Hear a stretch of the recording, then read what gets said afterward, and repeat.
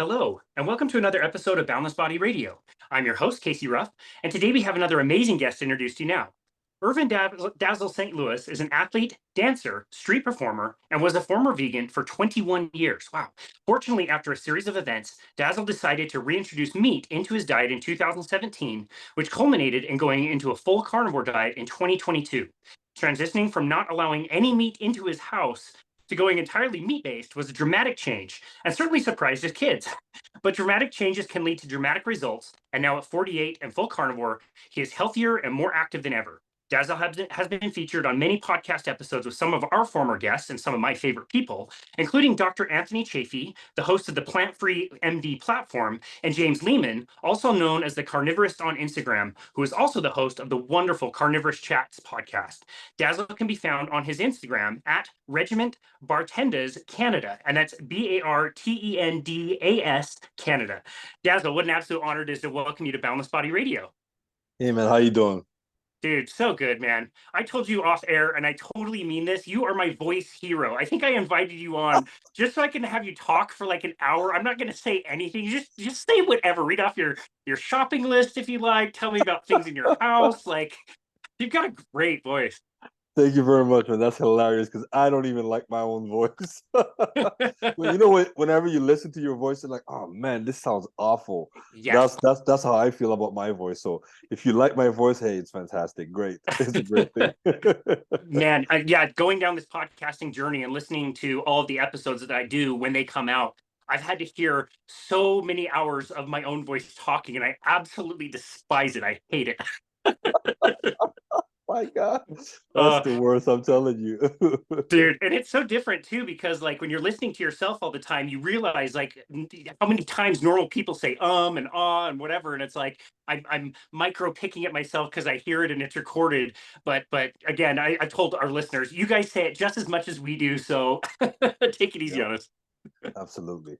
That's awesome. So I wanted to ask you about your name, Dazl. Was that something given by your parents? Was that something that you took on? Yo, the Dazzle is a name that I took on later on in life as an artist. It's been with me since I was 15, I would say at least 14, Cool. 15. So I've been calling myself that since I was that age about, yeah. Yeah, that's cool. I really love it. And you are from Canada originally, correct? Yep, Montreal, Canada. Are you a hockey player, fan of hockey? No, no, no. I mean, I used to watch hockey before, but it's been years that I haven't followed the sport anymore, you know? Gotcha. Yeah. Gotcha. Okay. Well, in the introduction, we mentioned some of the podcasts that I've heard you on with Dr. Anthony Chafee, and James Lehman, who's not a doctor, but has a Yeah. very similar story to yours. I'm saying this to brag, dude. I've gotten to hang out with both of them. I hung out with James Cool. at KetoCon. I was with Dr. Chafee at the Symposium for Metabolic Health a week ago. Dude, I had lunch with Dr. Chafee like a Wow. week and a half ago. And dude, they are just as kind and wonderful and healthy and vibrant in person as they are like in podcasts and the content that you and I, connect and consume of theirs all the time. So happy to report they are amazing people. Cool, man. I'm happy to hear that. I mean, listen, with the type of work that they're doing, I'm so not surprised because they're doing tremendous, tremendous work that's helping thousands, hundreds of thousands, if not millions of people, you know? Yeah, we definitely That's need to get this word out even more. But yeah, to see their radiant skin and knowing where James was and how difficult his journey into veganism was and how much it destroyed him physically. He's got great muscle mass, really good tone. So just happy to nice. report that they are some wonderful people. Happy to hear that, man. Really happy to hear that. That's great. Let's talk Can't wait about. to meet them in person as well, you know? Oh yeah, it's Yeah. amazing. And you go to those conferences, and everybody is kind of, they're on a spectrum of a journey, and some people are more metabolically healthy than others. But it's like the spirit of it, or like everybody in this state of mind where they're clear headed and calm. And like you would expect, these technical, complicated medical conferences, like in the afternoon, these deep presentations, everybody's alert and aware, and nobody's drifting off to sleep. And it's a really cool vibe. If you ever get a chance, it's really amazing to hang out with a bunch of like-minded people. Absolutely. Oh, that's awesome. Let's talk about your personal story. You obviously have been very interested in, physical things, dancing, and that kind of thing. So health has obviously been a big priority to you for a long time, correct?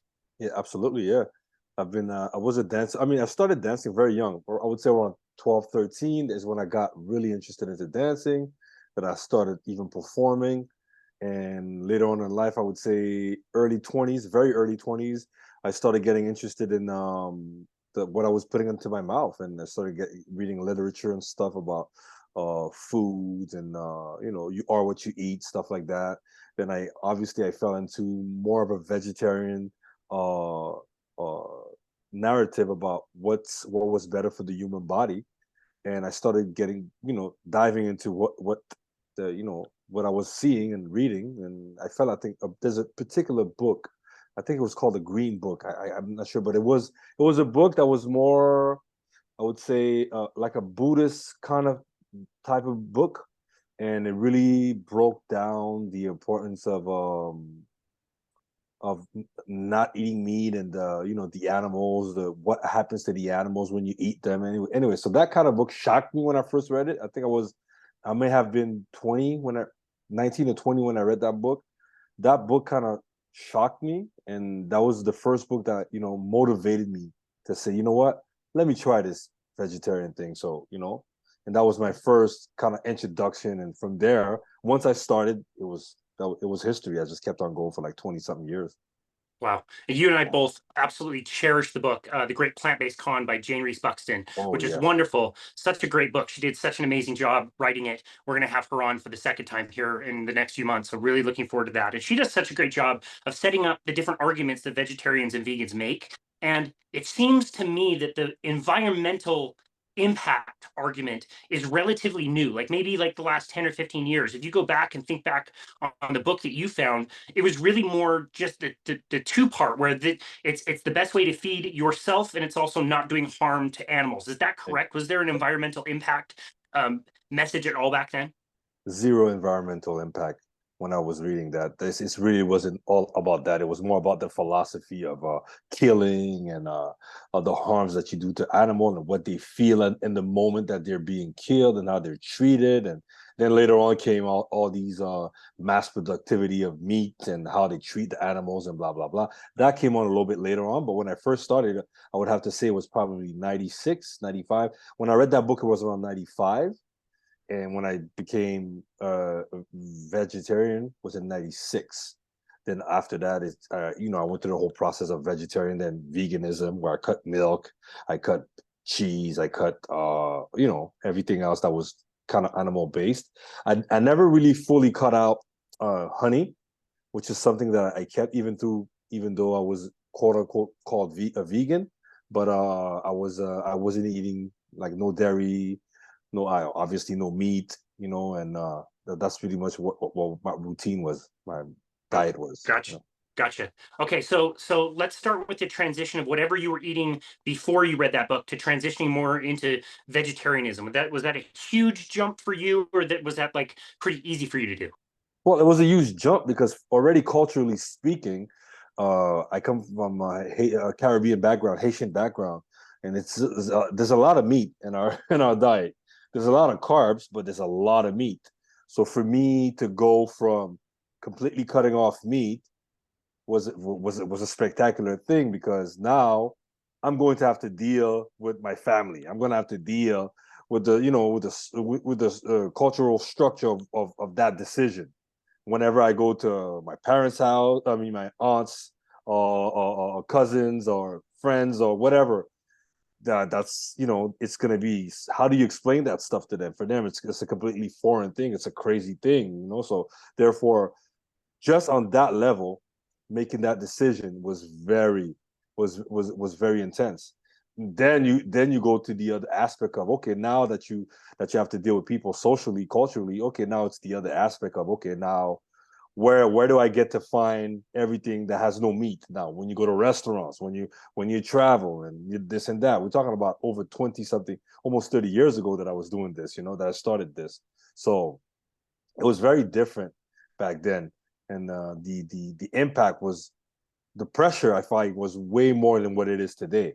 Today, everywhere you look at, plant-based this, plant-based that, everywhere you look at today, it's the whole culture around you is around plants. You know what I'm saying? You can't go wrong. Like, you feel like you're doing something right away if you're only eating plants. But back then it wasn't like that. It was the other way around. Not eating meat was like, man, it was crazy. But today it's Interesting. different. Yep. Yeah, interesting. Somebody at the symposium for metabolic health that I just returned from made the presentation and said, like, look, we are on a plant-based diet. We are currently all eating plant-based diets. That's the way our diet is shifted. And it's interesting. I know you were born in Canada, but you've got the Haitian background. Yep. Isn't Haiti one of the most poor countries in the Caribbean? Well, yeah, it's definitely one of the poorest countries, if not the most poorest country in the Caribbean. And yeah, And they do value animal proteins as a big part of their diets. I mean, they do. Absolutely, they absolutely do. I mean, I went to the first time I went to Haiti. I was very young. It was in 1980. I was 5 years old, but I have very vivid memories of that trip. And I remember in the backyard of my one of my uncle, there was not cattle, but there was chickens, goats, I think turkeys, stuff like that. So and everywhere I went, even on the outskirts of where we were, where my uncle lived, same thing. They would, cattle, animals in the wild, while just in the backyards. They were gonna be ready and prepared to be eaten. So that's the lifestyle now. Now, not everybody has access to meat. The poorer you are, the less access you have to meat. Obviously, I that's see. pretty much everywhere it is, everywhere in the world. So there's a lot of people that do not have access and do not have the advantage of having a meat-based diet on a regular basis. And that's not because of it's a choice. It's because of their social economic situation. So there's a lot of people who use the argument, yeah, well, in Haiti, a lot of poor people, they don't eat meat. Yeah, they don't eat meat because they can't afford it or they don't have access to it as easily as others who are more economically well off. So that's one of the reasons why a lot of people may not have access to meat or easily or on a regular because of their social economics situation. Even though you could say to some extent, well, it's they could have a live chicken right there, they could have a goat right there, they could still kill it and make it and whatever. It doesn't take that much money, but however, even to get that animal, you have to have some form of structure and be able to feed it and be able to take care of it, be able to have the land for it, be able, so there's a whole lot that comes with that affects the accessibility to people to actually get to eat meat on a regular basis. Yeah, I really appreciate that. When you start looking into the work of people like Dr. Ansel Keys, who came up with a completely fraudulent 7 country study, you realize some of the areas that he's studying are in places like Italy, which is torn up after World War II in the 1950s. Okinawa, Japan, which is also torn up after the war in Japan, and like the people were eating more vegetables than they were eating meat, and that's what was documented as showing like, okay, they eat less meat and they have less heart attacks. Therefore, we should all be eating this. But the problem is, it was at a time when these places were torn up, and the people are quoted as saying, like, we don't even like this stuff. We would much rather be eating more goats and goat's milk and all kinds of different animal products. We just were it's a poor area that's been torn up by the war. So it's a totally different context. Exactly. Yeah. Well, I really appreciate you elaborating on that. And I also appreciate you going into the social difficulty of eating this way, especially back then. I imagine, especially in the location of the world that you were, there couldn't have been many people heading in the vegetarian vegan direction at the time. And it must have been very socially awkward. Is that correct? Absolutely. I mean, listen, I was the butt of the joke every time, everywhere I went with my friends. They would have absolute, you know, a feast about making jokes about me and the way I was eating, and it would be debates and battles with them. I mean, it was today. It's all fun. It's all fun, but it was funny because they used to laugh at me back then, and they used to make fun of me. And I would have to say a good 75% of these people today are either vegetarian or they either turned around and became vegan or vegan or trying to be vegan today. So it's how the tables have turned. It's hilarious, Full circle. Oh Full yeah, circle. oh yeah. Wow. Okay, so on your vegetarian days, what animal foods did you keep in your diet? You mentioned like dairy and things like that. What other animal foods are you including at the time? That I kept. You said? Yep, yep. That you Oh kept well, in through your vegetarian days before you went well vegan. before before I went vegan, I kept like dairy, cheese.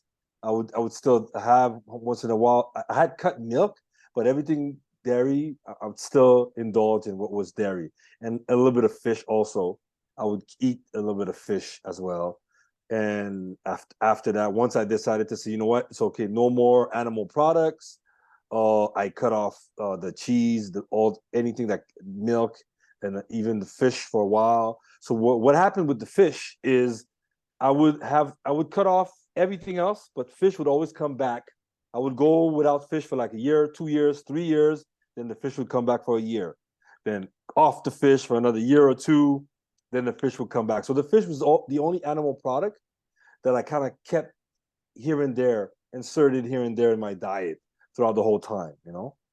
Why did you decide to bring fish in temporarily? Like, if you went without it for a few years, was it like some type of craving? Like, what do you think you were mixing it in? Now that I'm really fully aware, I think there's a lot of it had to do with cravings. A lot of it was craving. I really craved for something like that, and I like the taste of fish. And today I'm realizing it's because my body was asking if for that. I needed something substantial in my body that would satisfy me, and fish seemed to be the food that I was kind of satisfied every time I would have it.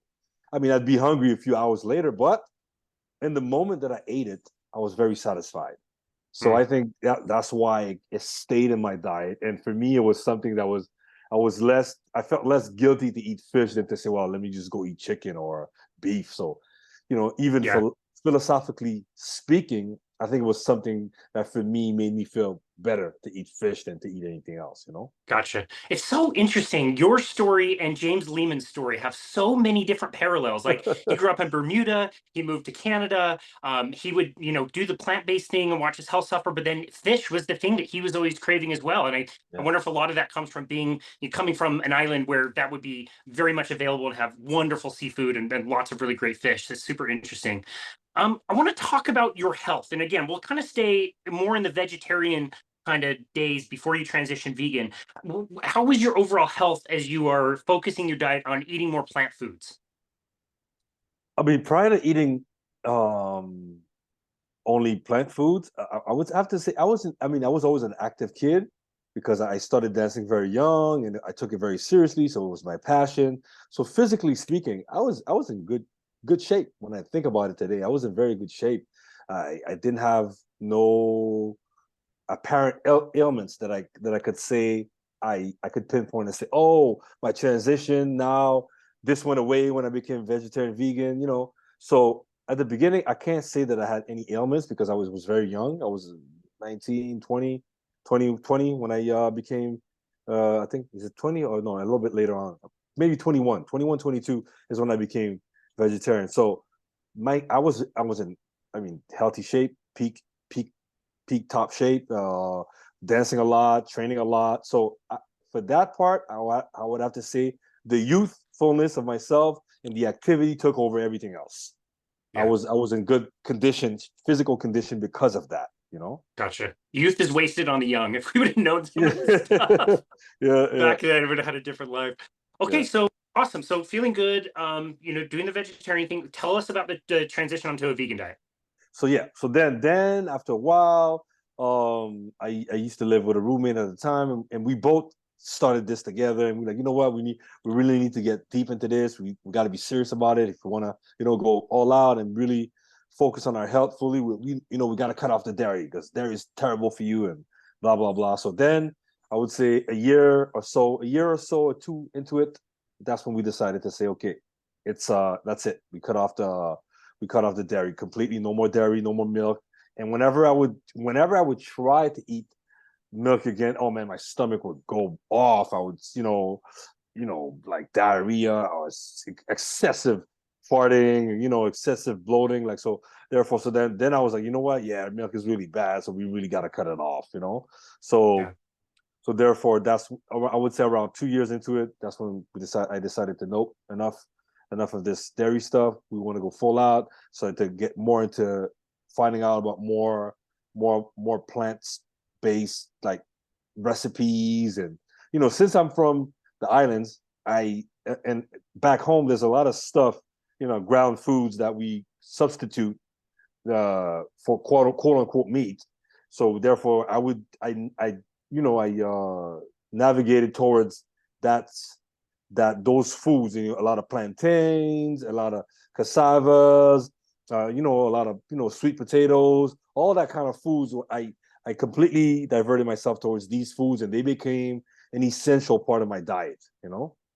Okay. Yeah, So yeah. there's kind of this idea that if you're going vegan, vegan is salads and whole foods and the things that you're describing, but when you really look at what a vegan diet is, you can't really survive very well on that stuff. So it ends up No, being very high percentage of ultra processed foods.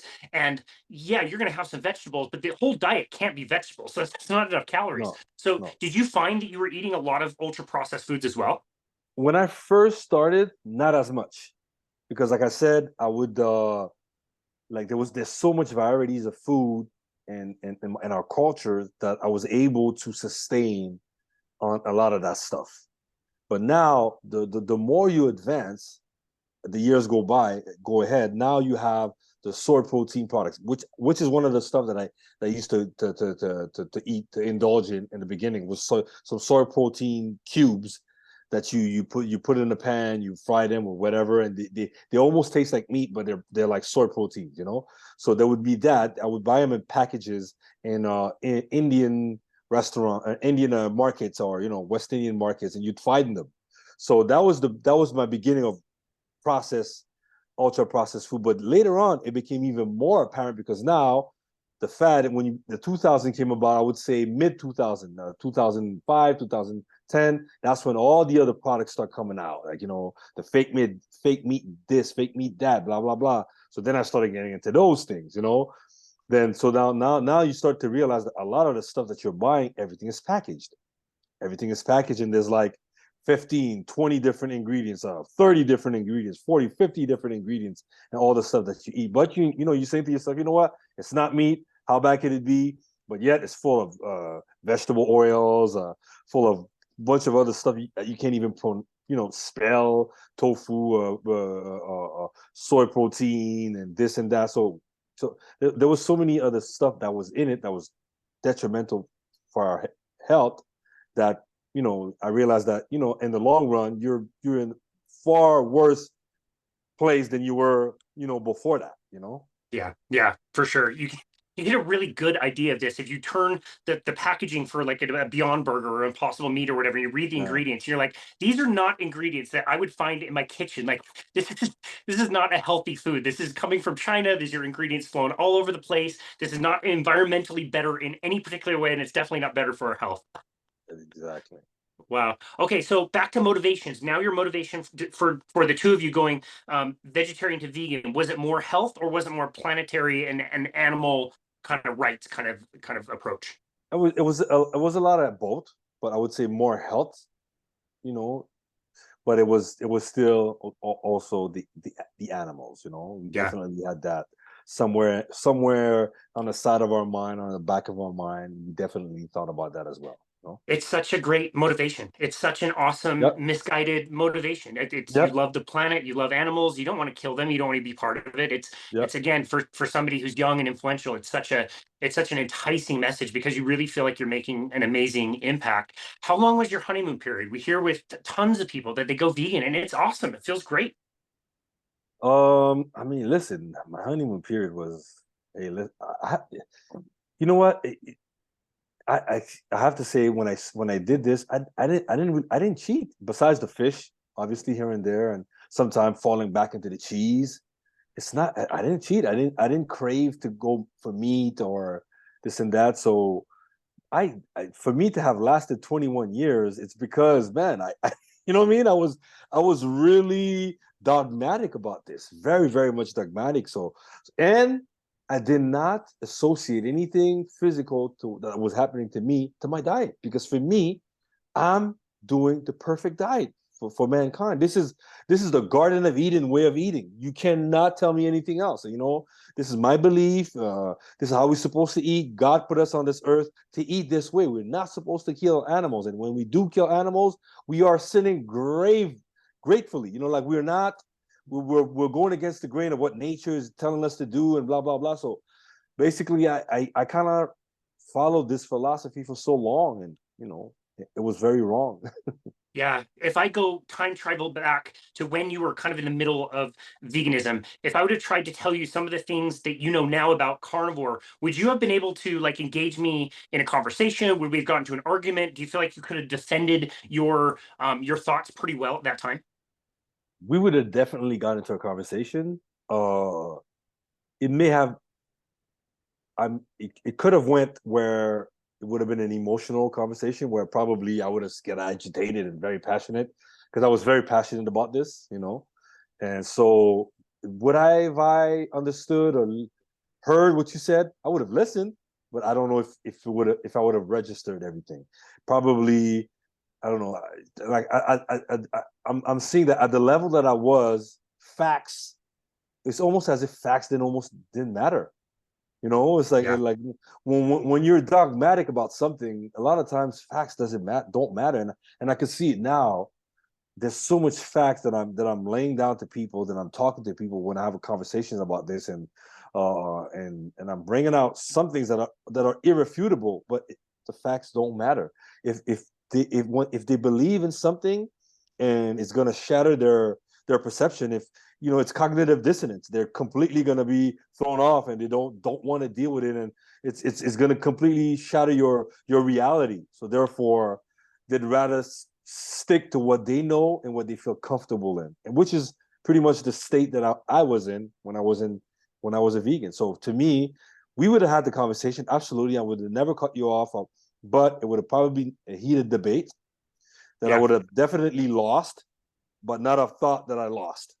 yeah, yeah. Sure, sure. We you would have know. walked away from the conversation feeling stronger about our own points. We wouldn't have Yes. been able to influence each other. Did you No. hear about the debate that happened a few months ago at the Public Health Collaboration in the United Kingdom?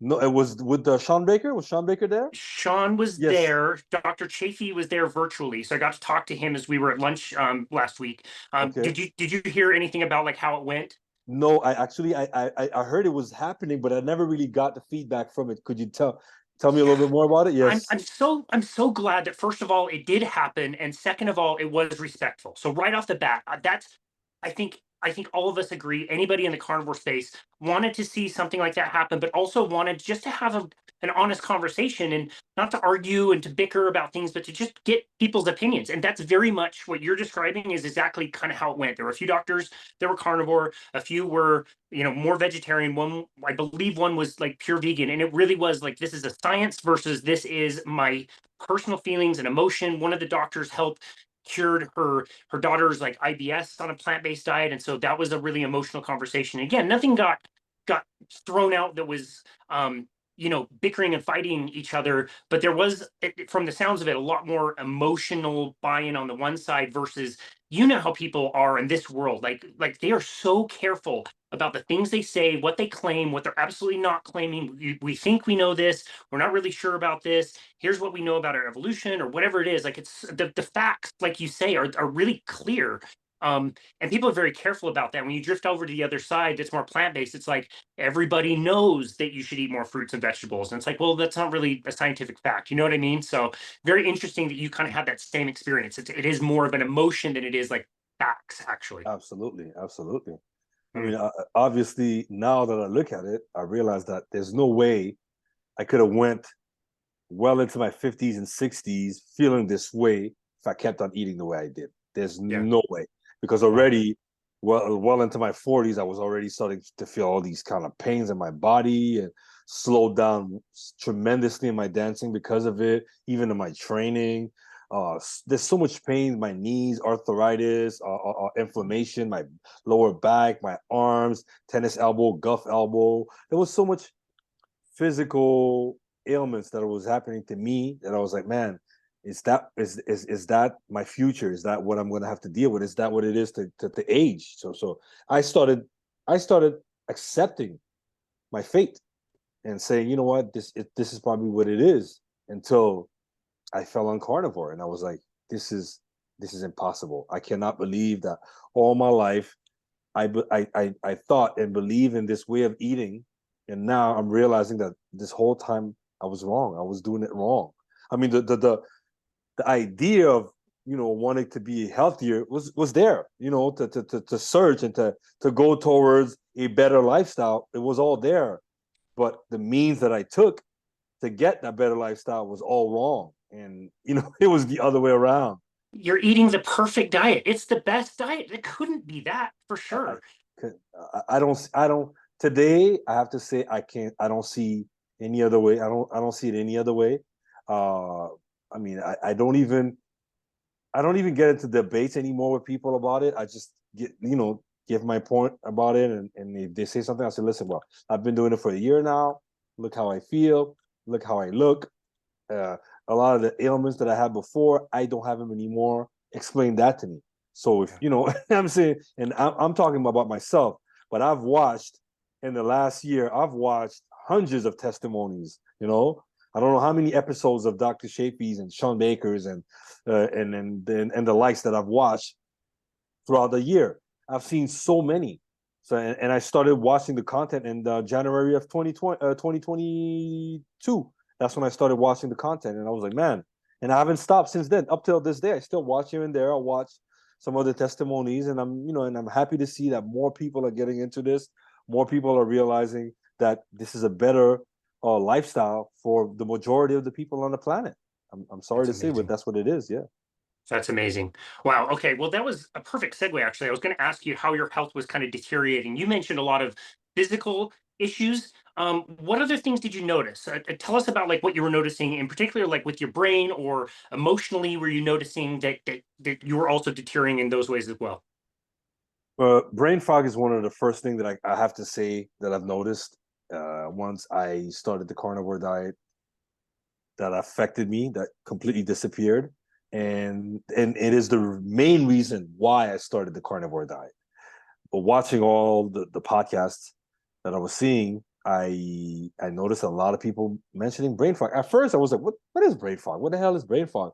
Then, after listening to one, two, three, a dozen people talking about it, I was like, "Okay, hold on a minute. This sounds awfully like how I've been feeling for the last 20 something years. Like, and I'm like, and that could go away. That's not just a state of in your brain." And I was like, "Yo, this is crazy." So that became my fixation.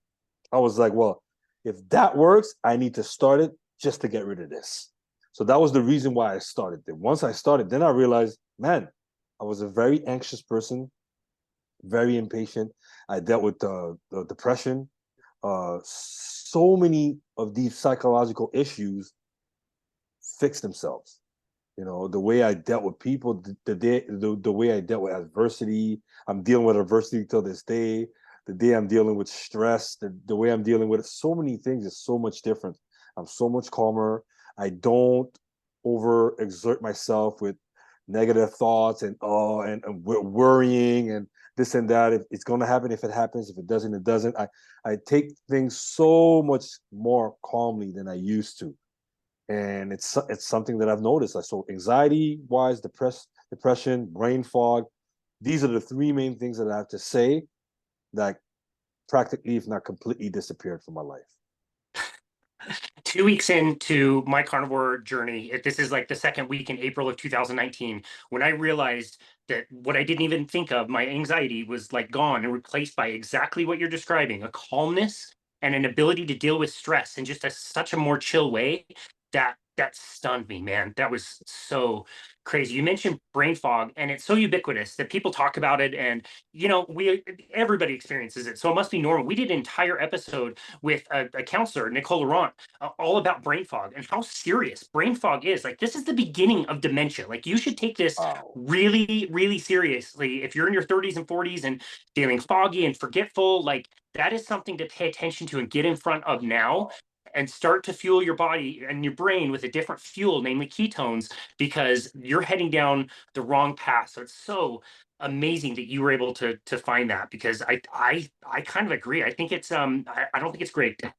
No, it's crazy that you mentioned dementia because my mom passed away in 2016 of she had a brain aneurysm, and but prior to her passing away, she started developing epilepsy. They even said that she might be diagnosed with Alzheimer's.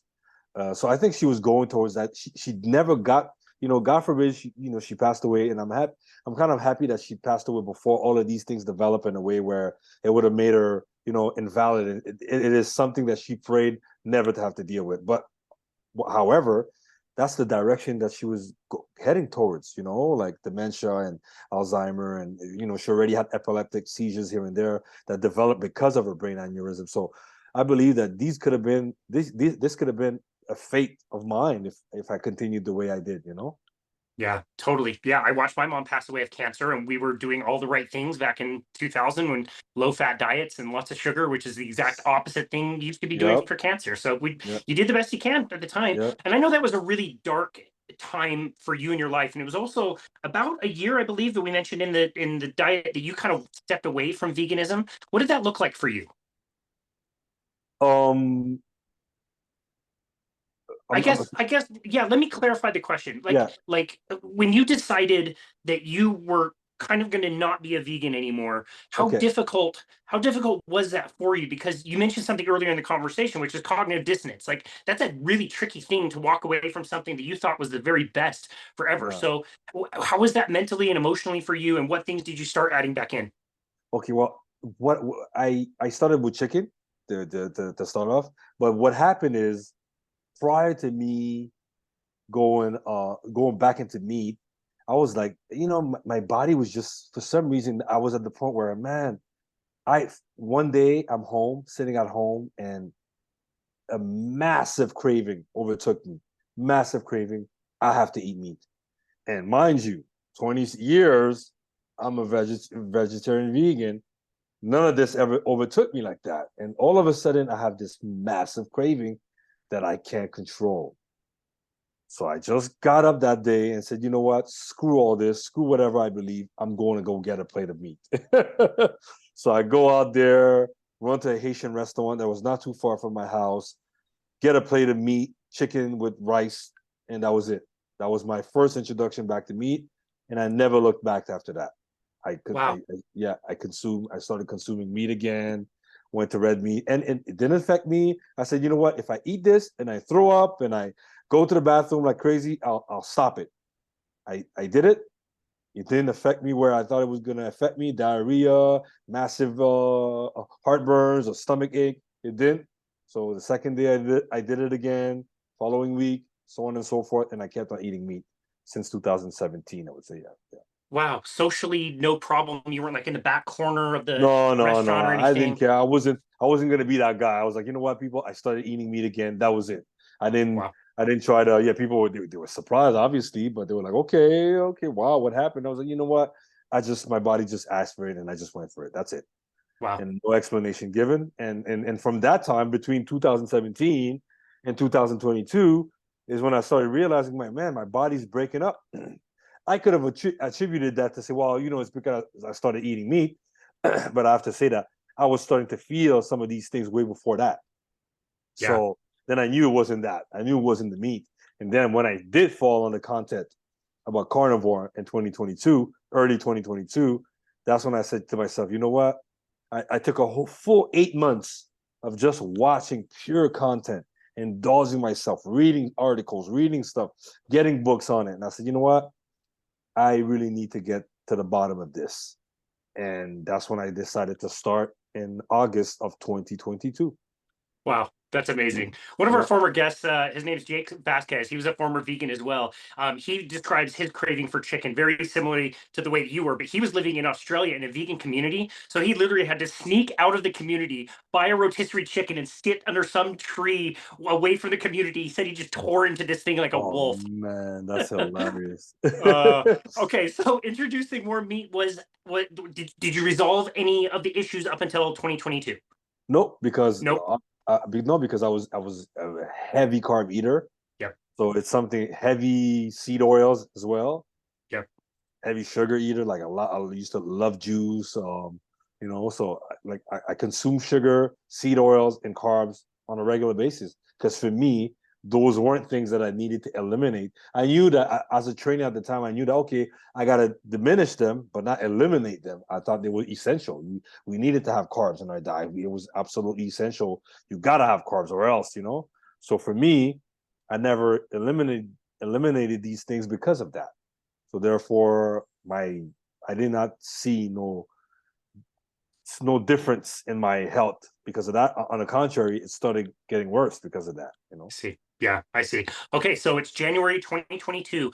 How in the world did you first hear about Carnivore? I have a friend who had severe, I think, hypothyroid issues, or yes, and he's the one who sent me a video of Sean Baker, January 2022. I'll never forget this. He sends me a video on Instagram, and I'm like, and I open this video and I see this buff dude, like with a slab of meat on his on his table, making fun of vegans. I just thought it was hilarious. I was like, oh, this is so funny. But then I'm looking at his page and I'm like, this guy's only eating meat, like nothing else, like meat, meat, meat, meat, steak, steak, steak, steaks. I'm like, butter, steak, steak. I'm like, hold on a minute. So then I started watching his content. I was like, this guy's crazy. I mean, he's over the top, but he's hilarious. So I kept on watching his stuff for months until after Sean Baker, that was his Instagram. So I stuck in Instagram. Then I fell on Dr. Barry. Dr. Barry was the second guy I fell onto. So when I started watching his content on YouTube, I was like, man, this guy is on point. Yeah, blew my mind. Then I fell on Dr. Shafi. When I fell on Dr. Shafi, I was like, this guy is the samurai of carnivore. Like this guy is chopping everybody's head with the way he's coming at it. Sean Baker was like the Viking, like the warrior, and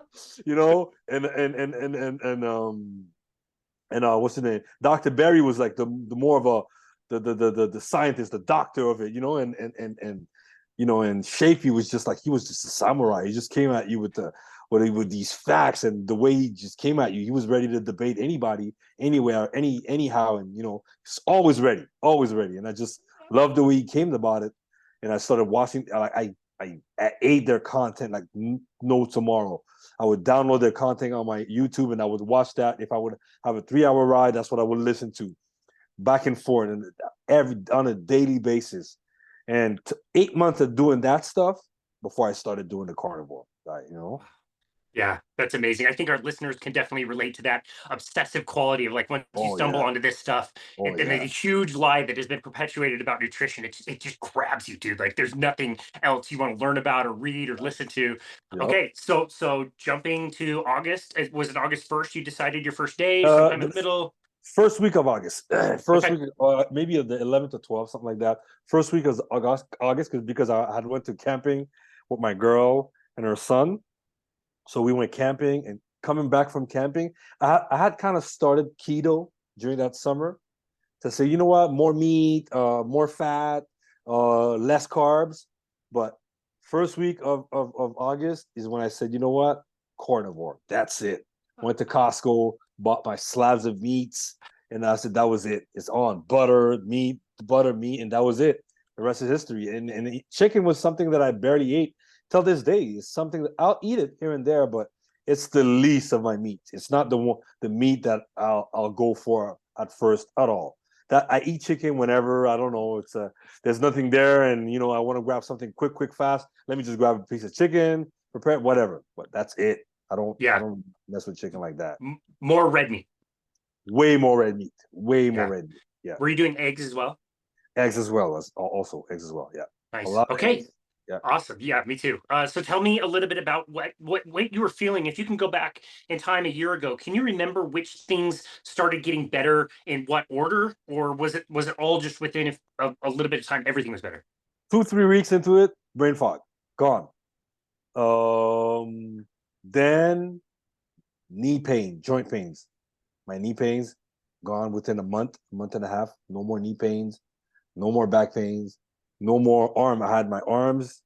I had tennis elbows, arthritis, tennis elbows, golf elbows gone, and I was like, wow. So within the first month, brain fog is gone. Within the first 2 months, all my joint pains are gone, completely disappeared. I was not able to do a regular squat, and then I was able to. My natural position was to do it's called the primal squat. I don't know if you know what that is. It's a very deep squat, so where your glutes are almost sitting on your heels. So that was a position that I was comfortable in throughout my whole youth up until now. But for some reason, for the last, I would say 5 years, 5 to 10 years, it was very difficult for me to do because my knees and Yeah. stuff like that. And squat became almost impossible for me to do. So within the first 2, 3 months, everything came back. Yeah. I was I able love to, that. yeah, I was able to squat again. No more pains in my knees and no more pains in my arms, joints, lower back. Those were the first thing that I noticed with the brain fog, obviously. Yeah. That's amazing. Yeah, I love the name primal squat because it is a Yeah. primal movement that we should Yeah. have. If you want to see this in action, just walk to your closest playground and watch the kids because they're all doing it. First of all, they've Yeah. thrown their shoes and are barefoot anyway. They're way smarter than we are, and they can sit in that position forever. And we should be able to too. It's just Yeah. with our modern societies, it's most of us have lost that ability to move like that. So it's cool that you gain that back. Yep. Any other things like more like long term that you noticed maybe took a little bit longer to resolve? Or was it pretty much like you were feeling pretty great after 2, 3 months? Then after that, I realized IBS. Mm, IBS is something because it's something that I struggle with for the last 20 something years. I would go to the bathroom a minimum of 5, 6 times a day, minimum. Sometimes even 8, 9 times a day. I at first I thought it was normal, to be honest. I said, you know what? Look at my body. God made me so perfect. I'm able to, to get rid of all this excess food and all this junk out of my body. So until I realized, man, it's not because it's normal. It's because you have bowel issues, irritable bowel syndrome. So therefore, that went away. The excessive flatulence went away. Same thing. So the same way I would go to the bathroom 6, 7 times a day is the same way I would fart maybe 30, 40 times a day. yeah, That went away. Now it's some days I don't even fart at all. yeah, It's totally. absolutely ridiculous when it used to be a regular thing in my life. Like people who know me, they knew that was something that they revered me for this thing. So Yep, now it's like, man, you barely. I go days sometimes without even farting, maybe once or twice in a day. That's it. yep, So it's totally. it's it's not something that's ever prevalent in my life. So those were the things that I said that followed the IBS and the excessive flatulence. Those are the things that went away. Yeah, I remember you on James's episode, or the episode you did on James's show, where you said you felt like it was a superpower, you're pooping, and so I've been in my head like trying to think of like what kind of hero, super character, like would that actually be? Like, what would your cape look like what kind of Man. superhero would that be? Because I'm thinking, you know what? I'm releasing all that stuff from my body. They're not staying in there. So therefore it must be good because they're coming out. The more you go, the better it is. Because all that excess crap that you have in your body just flows out. You ain't gotta worry about nothing, blah, blah, blah, blah, blah. So little did I know. Yeah, totally. Ignorance is a bliss sometimes, huh? That's right. I'll tell Wow. people like I used to have books on my toilets all over the house because if I was going to go to the bathroom, I was going to hang out for a little while. I don't have books on my toilets anymore. I'd never have time. You're in, you're out. Like you're That's done. it. It's That's so it. different. Wow. Yep, that's it. What do you tell people when they ask you about the necessity of fiber? Well, I said it's not necessary. I said the more you eat a meat based diet, and a fatty meat based diet, there's no need for fiber like the way it is. And obviously, with everything that I've read and understood, the human body is not even made to process fiber like that. So therefore, it's not something that's beneficial to us. And the reason why when we eat it, it comes out is because we can't process it. It's not bioavailable to us. So therefore, uh, fiber is another myth.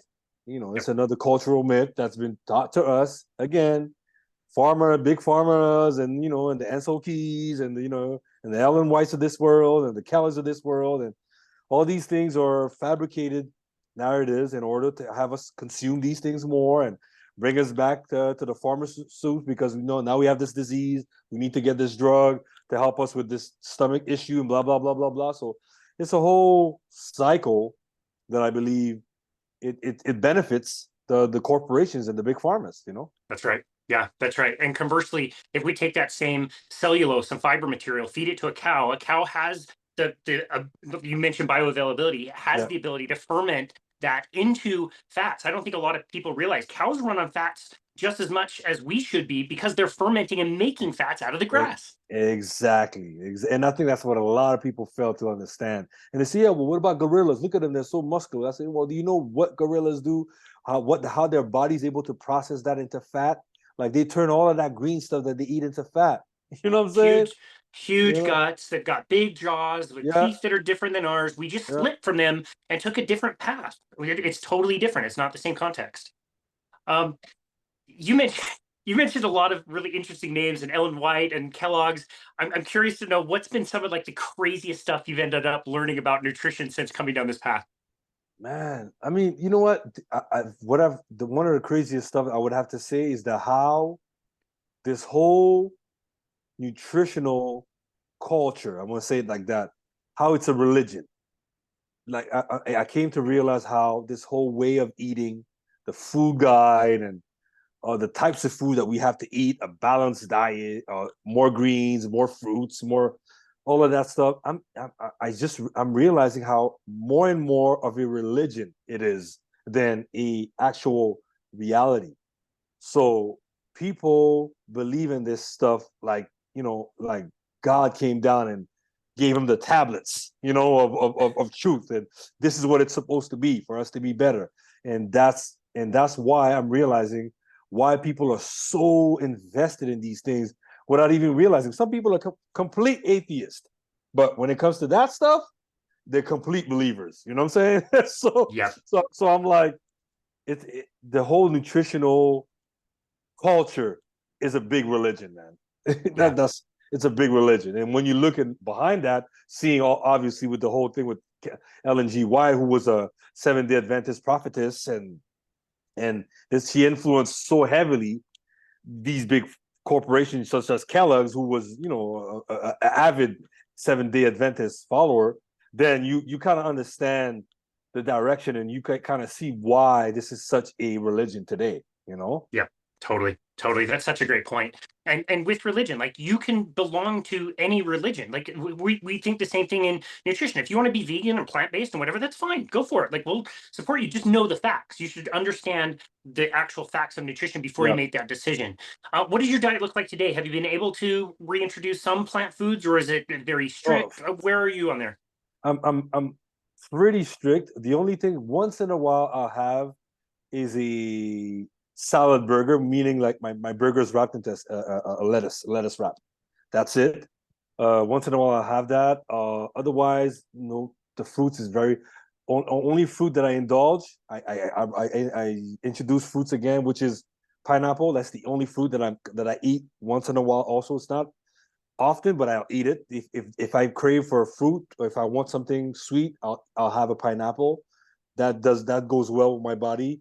I had tried prior to my year. I tried some of the fruits like strawberries and blueberries. I tried other fruits, but they don't sit well with me, so I don't do fruits no more. Besides the pineapple, other than that, I was doing coffee, my bulletproof coffee. I diminished the coffee since I said that after my 1 year, I really want to cut off coffee completely. So now I might coffee once or so a week. I'll have a coffee until I completely eliminate the coffee. And that's pretty much it, man. I like to have I'll have kefir here and there, yogurt here and there. I'll have my yogurt. I don't use obviously I don't do seed oils anymore. Once in a while, I may use coconut oil once in a while. Like when I had my bulletproof coffees, for example, I would take a spoon of coconut oil, I would put in it with butter and eggs, and I would do that in my coffee. Once in a while, I'll have that. Then that's I would say that's the most. Onions, I still do onions because it sits well with me, but that's once in a while. I'll go a month or two without eating onions. But Cool. if I do introduce something, I don't mind eating the onion. For me, it's not it doesn't affect me like broccoli, for example, or Yeah. spinach or Yeah. kale. It doesn't affect me like these things. So I'll have a little bit of onions here and there once in a while. And like I said, my favorite, my go-to fruit is pineapple. I like it. And honey, once in a while I'll have honey. If I feel like have sweeten something, I'll use honey. You Cool. know, and those are Yeah. the things. Those are the things that I have, but not in excess. These are not every day. So Yep. My Yep. daily things are my steaks, my eggs. I'll have my 10, 12, 20 eggs a day. I'll have at least 3 to 4 steaks a day. I'm a big guy. I'm 245 pounds, so I'm a big guy. So I'm able to eat. But when I eat like that, it sustains me, satisfies me. It doesn't make me think about food. And when I do think about food now, I think of my steak, slapping on the pan or on the barbecue. 1 minute, 2 minutes each side, max, boom, and I eat that, and that's what I do. Yeah, man, it's so easy, so simple. It's so easy. We're not talking about very many foods. It's all the same foods that I eat. I don't eat much more than that either. And it's like these foods are always so tasty. I can never get sick of them. Steak and eggs every night for dinner, like awesome. Sounds Yeah, great to me. I'll never get sick of that. and I think that's a misconception that people have. They tell me, "Don't you get tired?" And I'm like, man, if you understood the flip side of this, you this is not even something that would come into your mind. On the contrary, it's I feel so good like doing this that I'm looking forward for more of it. You know what I'm saying? It's like I'm looking forward for my dinner, for my supper. I'm looking forward to that because I know once I eat these things, I'm satisfied for hours. Hours. When I eat my last supper, when I eat my supper, usually depending, it'll be maybe around 6, 7, 8. The late one will be at 9 o'clock. If I eat at 9 o'clock, believe you me, I'm not eating till the next day, 1, 2, sometimes even 3 o'clock in the afternoon. Believe you Yeah. me, and that's what I do every day. So Preach. naturally, I naturally, my body's is a natural fasting state every day because I every day I go at least 12 hours without eating Yep. every day, and that's not even Unforced. yeah, unforced. It's not even because I'm doing it because no, unforced. My body just does it because it doesn't need to eat within that time. I'm not Yep. hungry, so therefore I Yep. don't eat. Yep. So my every day I have a 12-hour fast, but I don't have to think about it. I just do it because of the foods that I eat, and Yep. that allows me to be in a fasting state. And Yep. it allows me to burn fat. It allows me to feel energized. It allows me to feel satisfied. And people don't even realize that is the real secret. That is Yep. the real superpower. you Yep. know? If Yeah. you and I switched places and got dropped into each other's diets, we would be just fine. They sound very, very similar. That's amazing. Yeah.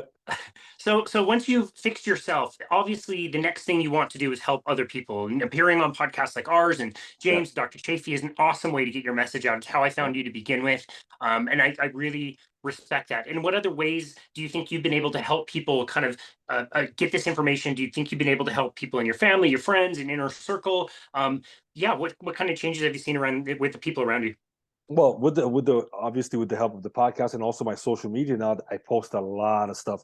I repost a lot of stuff from anybody, whether it's James or anybody that has food content and it's interesting stuff, factual stuff, scientific stuff. I reposted, or I even myself posting stuff, and that alone, people are kind of ask questions. So they reached out to me, either DM, some of them even call me directly, and we have conversations. So I've I would have to say in the last year, I have at least half a dozen people that I know that have tried this, Dude, that I jumped on the carnivore diet or ketovore, whatever. At least half a dozen that are doing it right now. And out of half of those dozen people, at least three of them, I would say, 3 or 4 of them are seeing the results, and they're like, "Yo, this has changed my life." that's So amazing.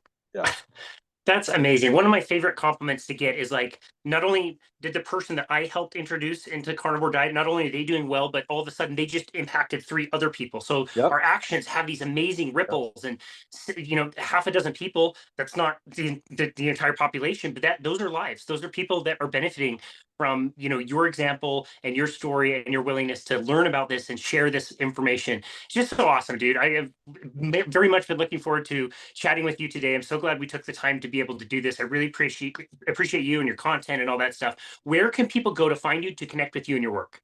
You could go on my Instagram or Facebook on the Dazl DAZL regiment with a T, like a regiment, army regiment, and you'll see my page, and that's where I put all my content. I put stuff that I do training. I put stuff that I do dancing. I repost stuff about carnivore and health, and so that's where you could find me. Awesome. Yeah. Okay, so the Instagram handle that I read out in the introduction, is that a different one, or is that just the full No, name of the? It's the full name, but it's the same. Full It's the name. same. Yeah. Okay. But people can find you if they just search your name and that will pop up and that's an easier way to Yeah, remember it. yeah, Dazzle Regiment. Yeah, Excellent. exactly. That's the easiest way to Excellent. find it. Yeah. And I Uh, wanted to also add something. It's funnily enough, talking about never in my whole 20 something years as being a vegan that I helped so many people in such a short time. Like never did I switch people into veganism and they were like, "Oh man, I feel so much better." It never really happened. Maybe one or two people around me in my lifetime, but as a carnivore, like in this short amount of time that I've been doing this, it's amazing to see the impact within just a few months of people saying, "You know what? Let me try this for a month or two." Within just that little time, they see a tremendous impact, yeah. and that's the power of of this carnivore lifestyle that I find, because people don't realize that you could switch up your pretty much any chronic diseases that exist on this planet, even neurological disease. You could turn it around. And I'm not no physician to is giving any advice, but I'm just saying it's something that we've seen. You've seen it. I've seen it. So many testimonies of people turning their lives around, thinking that it was impossible just through having a carnivore lifestyle. So to Yeah. me, that speaks for itself. That right there is the proof in the pudding. It's the true superpower of what we have Yeah. right there. Yeah. It really is. And to think that that superpower is actually our birthright and the way we should be living anyway. And it's just amazing to think that, like, you never, ever, ever hear about somebody trying carnivore. And even if they reintroduce a few plant foods, they never drift away from animal-based eating. I've never, not one single time, heard somebody say I miss vegetables or plants Yeah. in any appreciable quantity. You know what I mean? Yep. Yeah. It's the Dude, natural human way. That's that's right. we thrive for this. We yearn for this. You know what I'm saying? That's right. That's That's what right. it is. Yeah. Dazzle, this conversation has been dazzling. You picked the right name. I really just so appreciate you and your content, and again, going out and doing the work of learning things and then being willing to share it with people around and share it with our listeners today has been absolutely wonderful. So glad I've got to come into contact with you, and so glad you took the time to be on our show today. We really appreciate you. Thank you so much. I'm so humble. I appreciate you. Keep on doing the great work that you're doing and inspiring and helping people, because the world needs it. We got a world to save. Well, thanks, man. I couldn't agree more. All right. And this has been another episode of Boundless Body Radio.